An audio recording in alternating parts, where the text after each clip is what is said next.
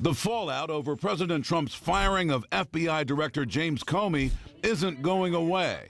I think in many ways our institutions are under assault, both externally, and that's the big news here, is the Russian interference in our election system.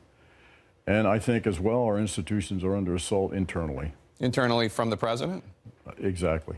The nation's former intelligence chief, James Clapper, suggesting President Trump is undermining America's democratic system. The founding fathers, in their genius, created a system of three co-equal branches of government and a built-in system of checks and balances. And I feel as though that's under assault and is eroding. Clapper also rejecting the president's repeated use of his Senate testimony to dismiss the Russia investigation.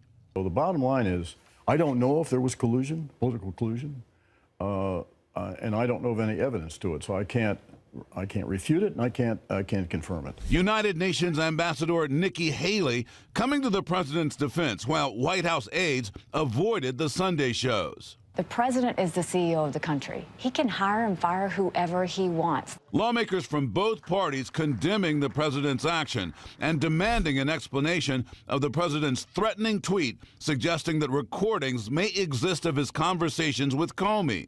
The White House denies the tweet was a threat.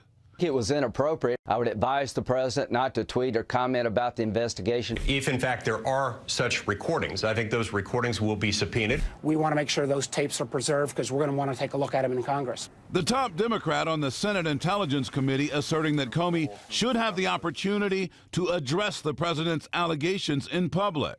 I think Jim Comey deserves his chance to lay out to the American public his side of the facts because how he was treated was pretty awful by this president. Some Democrats now saying they will refuse to confirm a new FBI director until a special prosecutor is appointed.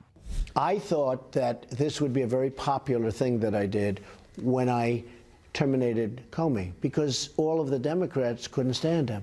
But because I terminated him, they said, we get some political points, we'll go against Trump. President Trump insisting that an independent investigation is not necessary.